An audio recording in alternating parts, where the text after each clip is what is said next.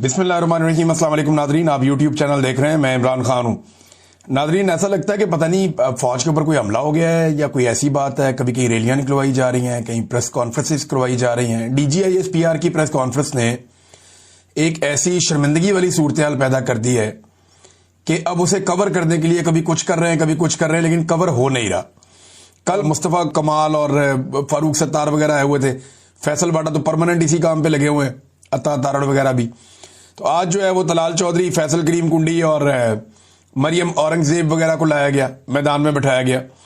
फैसल वाडा कह रहे हैं जी रगड़ के रख देंगे, तलाल चौधरी कह रहे हैं जी जबान खींच लेंगे, वो DG साहब कहते हैं तुम्हारी हैसियत क्या है। ये समझ नहीं आ रही ये किस तरफ जा रहे हैं, ये चाहते क्या है। भाई एक आदमी को जेल के अंदर बंद किया हुआ है और उसके ऊपर जुल्म कर रहे हैं। अब वो जुल्म के खिलाफ बोलता है तो कहते हैं जी बोलता क्यों है। अच्छा, जो एक बड़ा प्रॉब्लम हुआ ना वो ये भी हुआ कि जो पाकिस्तान तहरीक इंसाफ की बाहर मौजूद जितनी भी क़यादत है, उन्होंने जितनी मैच्योरिटी से DGISPR की फुल टॉस को खेला है वो कमाल कर दिया उन्होंने। आगे चल के बात करते हैं। DGISPR की प्रेस कॉन्फ्रेंस को मेनोन तस्लीम किया जाए, उसको अपनाया जाए, उसकी हमायत की जाए, ये दबाव सियासी जमातों पर और शख्सियात पर डाला जा रहा है। अब इदारा इस लेवल पे आ गया है, उन्हें कहा जा रहा है कि इदारे ने तो ये लेवल तक पहुंच के हिम्मत कर दी है, इदारा तो इमरान खान का दुश्मन बन गया, सामने आकर खड़ा हो गया। तो आप भी हिम्मत करें, आप भी आकर लड़ें। आपका तो सियासी मुखालिफ है। सियासतदानों में लेकिन एक प्रॉब्लम होती है, वो आते हैं, आके बोल बाल देते हैं, कर लेते हैं। कई लोगों को अपनी इज्जत से प्यार नहीं होता, लेकिन ज्यादातर लोग डरते हैं कि भाई हम फौज से एक सियासी जमात को मार पड़वा रहे हैं, कल को हमने भी सियासत करनी है। यही सारा कुछ जब हमारे साथ होगा तो हम फिर रोना पिटना कहां जाके करेंगे। वो बेचारे इस बात से भी डरते हैं, लेकिन इनके बीच में फंसे हुए अब 3-4 साल ज्यादा होते हैं किसी फौजी के पास। ये तरह थोड़ा लंबा हो गया टाइम, हो सकता है खत्म हो जाए, कोई पता नहीं होता ना, वक्त का कोई पता नहीं होता। लेकिन ये जो टाइम लंबा भी हो गया, इसके बावजूद सबको पता है कि टाइम खत्म हो जाना है और पॉलिटिकल पार्टीज ने यहीं पे रहना है और उन्हें बाद में ये सारा कुछ बर्दाश्त करना पड़ेगा। अगर वो बच गई तो पॉलिटिकल पार्टीज के बचने के इम्कान तो बहुत कम है। जिस तरह उन्होंने अवाम से मुखालफत ले ली है, ऐसे ऐसे लोग बिठा दिए इन्होंने, यानी मुख्तलिफ शहरों के अंदर बंदे निकलवा रहे, वो निकल के प्रोटेस्ट कर रहे हैं। कुछ सुन्नी इत्तेहाद कौंसिल वाले आ गए, कभी कोई और आ गया, कभी कोई और ग्रुप निकल आया, और कहीं 20 लोग हैं, कहीं 25 लोग हैं, कहीं 40 लोग हैं। बस ये फौज से इजहारी यकजहती हो रहा है। और इसके अंदर जो है वो आसिम मुनीर साहब का और DGISPR का फोटो उठाया हुआ है। इजहारी यकजहती किस चीज का हो रहा है, क्या मसला क्या है कि फौज के ऊपर कोई हमला हो गया है या खुदा ना खास्ता कोई बहुत बड़ा मसला हो गया है। भाई ये मुबारकबाद के लिए आप रैलियां निकाल सकते हैं कि आसिम मुनीर साहब को बहुत सारे ओहदे मिल गए। मिसाल के तौर पे army chief, chief of defence forces और फील्ड मार्शल हाफिज सैयद आसिम मुनीर साहब, ये बहुत लंबा चौड़ा एक तारुफ हो गया उनका। मुबारकबाद दे सकते हैं कि उनका बहुत लंबा चौड़ा तारुफ हो गया। कोई ओहदे रह गए हैं तो वो भी उनको दे दिए जाएं। बहरहाल आसिम मुनीर साहब और DGISPR के फोटो लगा के धड़ाधड़ मुबारकबादें दी जा रही हैं। समझ नहीं आ रही कि ये लोग चाह क्या रहे हैं और ये कर क्यों रहे हैं, इसकी जरूरत क्या है इस वक्त। कोई इंडिया ने हमला कर दिया है, कुछ दहशतगर्दों ने कोई बहुत बड़ा अटैक कर दिया है, कोई बहुत बड़ा इंसिडेंट हो गया। मुझे अच्छी तरह याद है कभी कोई दहशतगर्दी का बहुत बड़ा वाकया हो जाता था ना, तो लोग निकलते थे, निकल कर एहतजाज करते थे। हम छोटे होते थे, हम भी निकल के कहते थे ये बहुत बुरा हो रहा है, ये नहीं होना चाहिए। और हमें जो हमारे दोस्त हैं वो कहते थे आओ जी आओ, आज फलां जगह के ऊपर हम एहतजाज करेंगे। हम कभी चले जाते थे, दहशतगर्दी के खिलाफ चले जाते थे, किसी और कोई और इशू हो जाता था उस पर चले जाते थे, ह्यूमन राइट्स के मामला पे। लेकिन ये क्या चल रहा है, समझ से बाहर है। अब इसके अंदर ऐसे ऐसे लोग बिठा दिए जिन्होंने अमली जामा को अमली पजामा बना दिया। और लोग बता रहे थे कि ये नून लीगी MP है, लीगी MP है। वो बैठे हुए हैं जनाब, बैठ के कह रहे हैं जी मलक आसिम मुनीर। एक तो उन्होंने कहा ये मलक आसिम मुनीर साहब हैं, दूसरा वो कह रहे हैं जी कि इन्होंने कोई अमली पजामा पहनाया, अमली जामा को अमली पजामा पहना दिया। अंदाजा करें आप। और ये लोग आके फौज की तर्जुमानी कर रहे हैं और उनके हिस्से का मुकदमा लड़ रहे हैं। मुझे समझ नहीं आ रही ये प्रेस कॉन्फ्रेंस करने की जरूरत क्या थी। और जो एक बड़ा प्रॉब्लम है ना वो ये है कि पाकिस्तान तहरीक इंसाफ ने जो एस्टेब्लिशमेंट को बड़ा झटका दिया, वो मैच्योरिटी का सबूत देकर दिया। यानी इन्हें लगा था कि पाकिस्तान तहरीक इंसाफ इस किस्म की प्रेस कॉन्फ्रेंस के रद्द-ए-अमल में बड़ा जारहाना मौक़िफ़ अपनाएगी, लेकिन चाहे वो प्रेस कॉन्फ्रेंस हो या उसके बाद जलसा हो, दोनों के अंदर बड़ा नपा तुला रद्द-ए-अमल दिया पाकिस्तान तहरीक इंसाफ ने। और जो इखलाकी बर्तरी है वो हासिल कर ली DGISPR के ऊपर। अब DGISPR एक इदारे के तर्जुमान है, इदारे के अंदर अजीब सी बेचैनी है कि ये किया क्या है इन्होंने। और PTI ने एक नपा तुला बयान देकर अपनी इखलाकी बर्तरी इदारे के ऊपर भी रख ली और पाकिस्तान की पॉलिटिकल पार्टीज के ऊपर भी रख ली। अब सारे आकर उंगलियों से मट्टी झाड़ रहे हैं कि हम गवर्नर राज लगा देंगे तो मुल्क में इमरजेंसी लग जाएगी तो ये हो जाएगा। देखिए इमरान खान का जो रद्द अमल है ना, वो फर्दे वाहिद के खिलाफ इमरान खान साहब गुस्से में बोलते हैं इसलिए कि वो जुल्म का शिकार है। इमरान खान का यह मानना है कि उनके ऊपर और उनकी फैमिली के ऊपर जितने भी मजालिम हो रहे हैं इनके लिए जिम्मेदार आसिम मुनीर साहब है। इमरान खान नवाज शरीफ को तो कुछ नहीं कहता ना, शहबाज शरीफ को, जरदारी को कुछ नहीं कहता। उनके खिलाफ जो एक पॉलिटिकल एक मुकाबला है वो तो चलता रहता है, वो इनको कहते रहते हैं, उनको कहते रहते हैं, लेकिन एक लिमिट में रहते हैं ना दोनों तरफ के लोग। लेकिन आसिम मुनीर साहब के मामले में इमरान खान साहब बहुत फ्रंट फुट पे चले जाते हैं आजकल। वजह क्या है? उन्हें लगता है कि उनके साथ और उनकी फैमिली के साथ जो कुछ भी हो रहा है, बल्कि वो ये दावा करते हैं कि ये आसिम मुनीर साहब कर रहे हैं, वो इसके पीछे हैं। और DGISPR ने उनके मौकिफ के ऊपर आके मोहर लगा दी कि जनाब इमरान खान साहब जो कह रहे थे वो ठीक कह रहे थे। एक चीज जो है ना, ज़हनी मरीज का जुमला, ये इंतहाई नागवार जुमला, ये दोनों तरफ से जो भी इस्तेमाल करे है तो नागवार। लेकिन आसिम मुनीर साहब के लिए एक बहुत बड़ा पंगा है इसमें। मैं आपको बताता हूं कैसे। देखिए शहबाज शरीफ साहब को जब से इमरान खान साहब ने अर्दली का लकब दिया, लोग उन्हें उसी तरह सोचना शुरू हो गए, उसी तरह देखना शुरू हो गए। और शहबाज शरीफ साहब को आलमी सतह पे भी बाज लोगों ने शू शाइन बॉय का नाम दे दिया और शहबाज शरीफ साहब ने हरकतें भी ऐसी की। अब आसिम मुनीर साहब के बारे में इमरान खान साहब कहते हैं ये ज़हनी मरीज है। अब ये ज़हनी मरीज अगर किसी मुल्क का आर्मी चीफ है और वो मुल्क एटमी कुव्वत है, वो ये फिर एक नया पंगा है। अब इमरान खान साहब ने तो कह दिया, उन्होंने कहा जो उनके ऊपर जुल्म हो रहा है, उनकी पार्टी के ऊपर जो जुल्म हो रहा है, जिस किस्म का वो तशद्दुद का सामना कर रहे हैं, जिस किस्म के हालात में उनको डाल दिया गया है और पाकिस्तान नीचे से नीचे जा रहा है, वो उस तनाजुर में ज़हनी मरीज कह रहे हैं। लेकिन यहां पे एटम बम का कंट्रोल भी उन्हीं के पास है, आसिम मुनीर साहब के पास। तो ये काबिल कबूल नहीं हो सकता ना, ये बड़ा प्रॉब्लम क्रिएट हो जाएगा। तो ये बड़ा नागवार गुजरता है जुमला। और फिर इमरान खान साहब को वापस जब ये कहा गया DGISPR की जानिब से साइकोपैथ या ज़हनी मरीज, और DGISPR ने अपनी प्रेस कॉन्फ्रेंस में आंख मारते हुए ये कहा, वैसे ये जेब तो नहीं देता यूनिफॉर्म पहन के आप आंख मारें, एक खातून सहाफी आपको सवाल करें और आप आंख मार के उसका जवाब दें, बड़ा नामुनासिब है। मैं कोई ऐसी मायूब बात नहीं कर रहा, लेकिन ये तर्ज अमल नामुनासिब है। बॉडी लैंग्वेज होनी नहीं चाहिए एक यूनिफॉर्म्ड ऑफिसर की। शहबाज शरीफ ने जब आंख मारी थी, अजीब सा मुंह बनाया था। जब ट्रंप ने कहा था आओ ना, वो जो अंदर तारीफें कर रहे थे, अंदर बंद कमरे में जो तारीफें कर रहे थे, जो अंदर मेरी गेम उठा रहे थे, वो इधर उठाओ सबके सामने। तो शहबाज शरीफ साहब आंख मारते हुए फटाफट आए और शू शाइन बॉय बन गए। फटाफट शहबाज शरीफ साहब ने तारीफों के पुल बांधे, फिर वापस निकल गए। अब उन्होंने भी एक इस तरह का मुंह बना के आंख नीचे की थी। ऐसे ही DGISPR ने तो बाकायदा आंख मार दी। अच्छा, मैंने जब पहले क्लिप देखा ना, मैं हैरान हो गया। मैंने कहा नहीं इस लेवल तक नहीं जा सकते। फिर एक YouTube के ऊपर जाकर देखा, वो वहां पे भी इसी तरह आंख मारी हुई थी। वो एक दो जगह पे देखा तो हर जगह पे वो आंख मारी हुई है DGISPR ने। कितनी मायूब और कितनी बुरी बात है। ये बॉडी लैंग्वेज की बेसिक आइडियोलॉजी इनको पता होनी चाहिए। छोटी छोटी चीजों का आइडिया तो होना चाहिए ना। DGISPR है, आम आदमी तो नहीं है। पूरे इतने बड़े इदारे को, पाकिस्तान का सबसे बड़ा इदारा है, उसको रिप्रेजेंट कर रहे हैं। बहरहाल अब ये जो ज़हनी मरीज वाला मामला है, इमरान खान साहब को भी ज़हनी मरीज वापस कह दिया गया, उसकी वजह से ये इशू बहुत उठ गया पूरी दुनिया में। अच्छा, इमरान खान को तो ज़हनी मरीज आप साबित कर ही नहीं सकते। वो तो जेल के अंदर बैठा हुआ 2.5 साल से पूरे पाकिस्तान को घुमा रहा है और आपकी सारी सियासत उसके इर्द गिर्द घूम रही है। वो आदमी ज़हनी मरीज कैसे हो सकता है? वो तो बलागतहीन आदमी होगा जिसने सबको चक्कर दिया हुआ जेल के अंदर बैठ के, जो जेल के अंदर बैठ के अपनी पार्टी नहीं पूरे मुल्क के निजाम के फैसले कर रहा है और आप उसके सामने मजबूर है। ये वो आदमी है जब पूरी दुनिया कोविड के अंदर, जब कोरोना वायरस आ गया था, पूरी दुनिया कोरोना के अंदर मार खा रही थी। पाकिस्तान की मिलिट्री एस्टेब्लिशमेंट सहाफियों को बुला बुला कर कह रही थी कि इमरान खान पे दबाव डालो, लॉकडाउन लगाए। अपोजिशन जमातों को एस्टेब्लिशमेंट कह रही थी कि इमरान खान पे तुम दबाव डालो, ये लॉकडाउन लगवाए, ये पाकिस्तान को मरवा देगा। लेकिन वो अकेला आदमी डट गया था।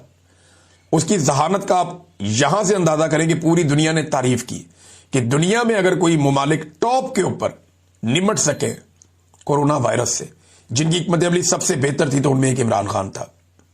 ज़हीन तो वो उतना है, और इसकी जहानत के बारे में बहुत सारे लोग बहुत सारी बातें माजी में कर चुके हैं। नाजरीन, DGISPR ने शेख मुजीब को गद्दार कहा था। हालांकि गद्दार तो याया खान था, ये मैं तो बिल्कुल खुलकर कहूंगा। उसकी एक वजह है ना, याया खान की रंगीनियां किताबों के अंदर लिखी हैं और आज तक कभी किसी ने डिनाई भी नहीं किया। हमारे जो मुजीबुर रहमान शामी साहब हैं, उन्होंने जो कुछ याया खान के बारे में बताया प्रोग्राम के अंदर टीवी के ऊपर, वो सुन लें आपके कानों से धुएं निकल जाएंगे। जितनी तारीख की किताबें वो बताती हैं, मुजीबुर रहमान कमीशन की रिपोर्ट पढ़ ले, वो ये बताती है कि याया खान ने जो तबाही फेरी उसकी वजह से पाकिस्तान दो टुकड़े हुए। तो गद्दारी तो याया खान ने की ना, आइन से भी गद्दारी की, हलफ से भी गद्दारी की, अपने मुल्क से भी गद्दारी की, पाकिस्तान के 90,000 के करीब फौजी भी कैदी बनवा दिए, तारीख का बदतरीन सरेंडर भी करवा दिया। तो गद्दार तो जनरल याया था। अच्छा, जनरल मुजीब को अब DGISPR कह रहे हैं जी गद्दार है, मगर नवाज शरीफ का अभी एक क्लिप वायरल हो गया दोबारा, उसमें तो वो कह रहे हैं कि वो बहुत अच्छा आदमी था। एहसन इकबाल साहब कह रहे हैं कि वो तो फातिमा जना का पोलिंग एजेंट था या उनका कंपेन एजेंट था, उनके साथ था। जब उसने देखा कि इन्हें यहां इंसाफ नहीं मिल रहा कायद आजम की बहन को, तो मेरे लोगों को क्या मिलेगा। तो एहसन इकबाल, ख्वाजा आसिफ, मोहम्मद नवाज शरीफ ये बार बार गवाहियां दे चुके हैं शेख मुजीब के हक में, और ये सारे आज इक्तदार में।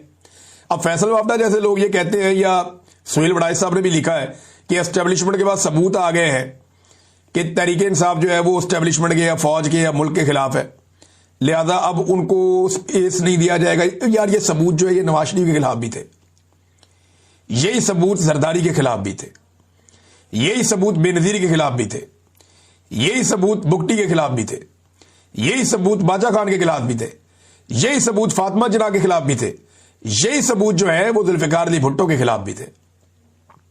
ये सबूत बड़े अरसे से हमने बहुत देखे हैं।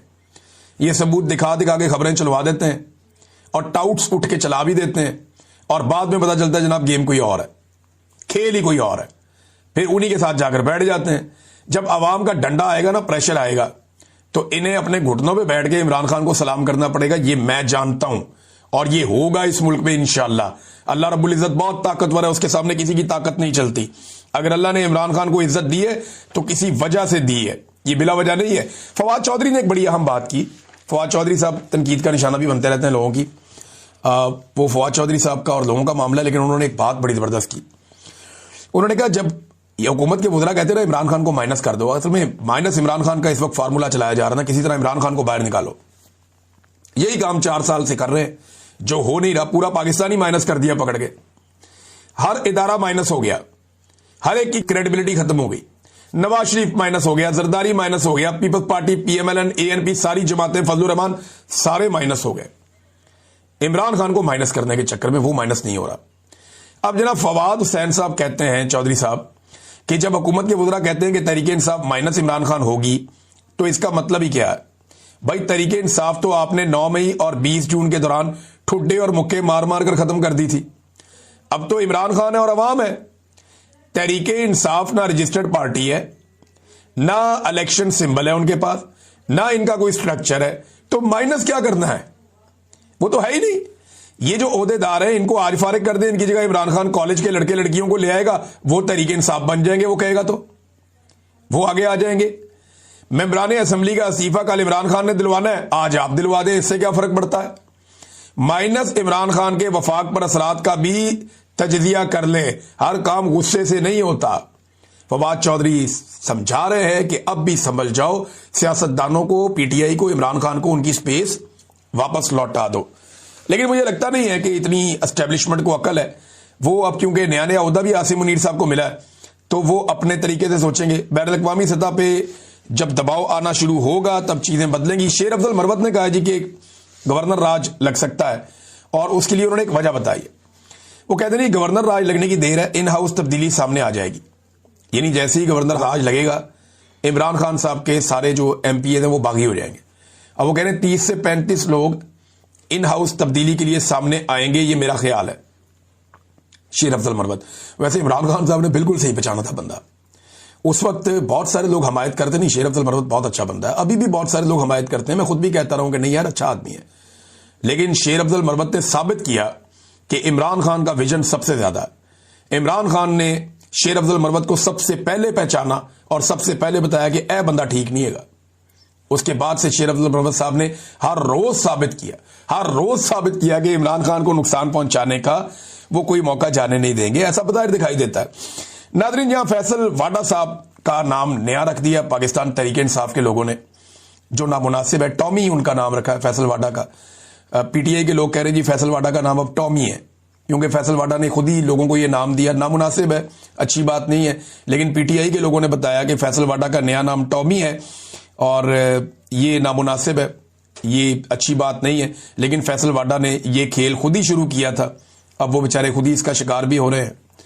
नाज़रीन, गुज़िश्ता साल की निस्बत, ये मैं 3 महीने की आपको रिपोर्ट बता रहा हूं। एक तो हुकूमत कहती है ना आम आदमी को अपना खर्चा कम करें, बहुत सारे मुलाजिम नौकरियों से निकाल दिए, पीआईए को बेच रहे हैं, फलाना इदारा बेच रहे हैं। हुकूमत अपने अखराजात कम नहीं कर रही।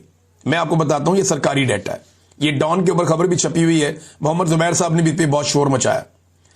खबर यह है कि गुज़िश्ता साल जुलाई से सितंबर के दौरान जो पाकिस्तान की हुकूमत ने खर्चा किया वो 142 अरब था, और इस साल कितना किया, 162 अरब, यानी 20 अरब रुपया इजाफी कर दिया। होना तो यह चाहिए, मुल्क गरीब हो रहा है, सरमायाकारी नहीं आ रही, पाकिस्तान के हालात पहले से बहुत पतले हैं, पाकिस्तान की इकोनॉमी तबाह हो रही है, 100 से ज्यादा बड़ी टेक्सटाइल मिलें बंद हो गई हैं और रोजाना की बुनियाद पे मजीद मिलें बंद हो रही हैं। वो बेचारे अखबारों में इश्तिहार लगा लगा कर वजीर आजम से अपीलें कर रहे हैं, लेकिन वजीर आजम जिसकी 4 साल से हुकूमत है पाकिस्तान में, इसने तबाही और बर्बादी के अलावा इस कौम को कुछ नहीं दिया।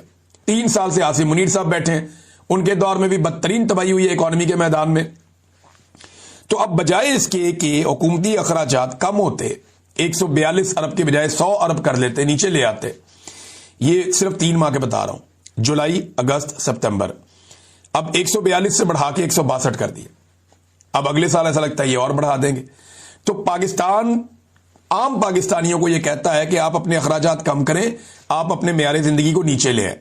लेकिन जो सियासतदान है, जो हुकूमत है, इनके अलल्ले तलल्ले खत्म नहीं होते, इनकी मौजें लगी हुई है, ये बहती गंगा में हाथ धो रहे हैं और ये अवाम का पैसा अंधाधुंध लुटा रहे हैं।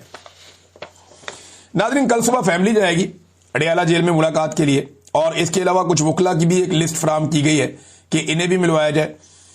पंजाब के अंदर पोस्टर जारी कर दिए गए हैं और ये हुक्म दिया गया है, ये आलिया हमजा साहिबा ने यह हदायत जारी की है कि पंजाब के लोग पहुंचे अडियाला जेल के बाहर इमरान खान की बहनों को सपोर्ट करने के लिए, क्योंकि इससे पहले उन पर टॉर्चर भी हो चुका है। डीजी आईएसपीआर की प्रेस कॉन्फ्रेंस के बाद जो टेम्परेचर है वो बहुत हाई है। अब देखना यह है कि पंजाब और खैबर पख्तूनख्वा से कितने लोग कैसे आते हैं और अलीमा खानम को या उनकी दूसरी बहनों को इमरान खान से मिलने की इजाजत मिलती है या नहीं मिलती। एक और चीज है नाज़रीन, जिस तरह अभी पेशावर में एक जलसा किया पाकिस्तान तहरीक इंसाफ ने, मोमेंटम बनाने के लिए वो अपनी एक्टिविटीज को बढ़ा रहे हैं। अगला जलसा जो है वो कोहाट में करने जा रहे हैं, एतवार वाले दिन उनका जलसा है, तो देखते हैं कोहाट कैसे रिस्पॉन्ड करता है। लेकिन एक मैं आपको तस्वीर दिखाता हूं, इधर आप देखें, ये इस्तेकाम में पाकिस्तान पार्टी का एक स्टेज बना हुआ है फैसलाबाद में, इसके ऊपर ये बड़ा सा बोर्ड लगा हुआ है और ये देखें आप, ये सियासी प्रोग्राम है, कन्वेंशन है, पॉलिटिकल पार्टी है ना, इस पे आसिम मुनीर का फोटो लगा हुआ, 22वें ग्रेड के ऑफिसर है, इनका क्या काम है इसके ऊपर? यानी एक पॉलिटिकल पार्टी है इस्तेकाम में पाकिस्तान पार्टी, इसके ऊपर एक फौजी का यूनिफॉर्म में फोटो लगा हुआ। ये तो या तो आमरीत में होता है या बादशाहत में होता है। नॉर्मल जमहूरी ममालिक में यह तो नहीं होता कि एक सियासी जमात अपना प्रोग्राम कर रही है और अपने प्रोग्राम में army chief, field marshal, chief of defence forces Hafiz Syed Asim Munir साहब की फोटो लगा रही है। ये तो नामुनासिब बात है। तो इसका ना फौज को नोटिस लेना चाहिए और उन्हें यह पूछना चाहिए कि जनाब आप हमारा फोटो क्यों लगा रहे हैं और किस चक्कर में लगा रहे हैं। अब तक के लिए इतना ही, अपना ख्याल रखिएगा, अपने इस चैनल का भी। अल्लाह हाफिज।